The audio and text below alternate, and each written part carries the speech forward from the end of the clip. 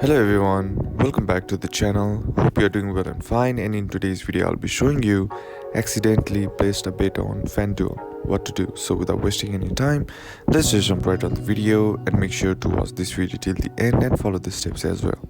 So the first thing that you need to do is at FanDuel, you know that the money is yours. For whatever reason you want to get your deposit back or you want to cancel a bet, what you can do is you have two options, that is refund or cancellation. A refund on your deposit would be getting back any amount of the unsent deposit you made on FanDuel. Cancellation is a request to fully stop the deposit or funds into your FanDuel account. If you requested a fund the same day you deposit, some banks simply remove the transaction history from your account. You have your money, but the bank essentially removes the entire transaction from your account. So how do you do it?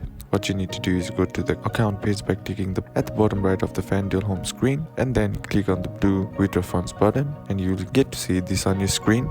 And now once you do that, here what you need to do is scroll down to see the refundable balance. This will show you how much money you can take out from your FanDuel account, including any unused money from your deposits. You can see on the screen, and once you do that you can select the amount and return the funds to the same method you used for deposit. Note, if you used some of the deposit or it is part of pending bet, it will not be able to be withdrawn. Now in order to cancel bet, what you need to do is contact the support team as soon as possible.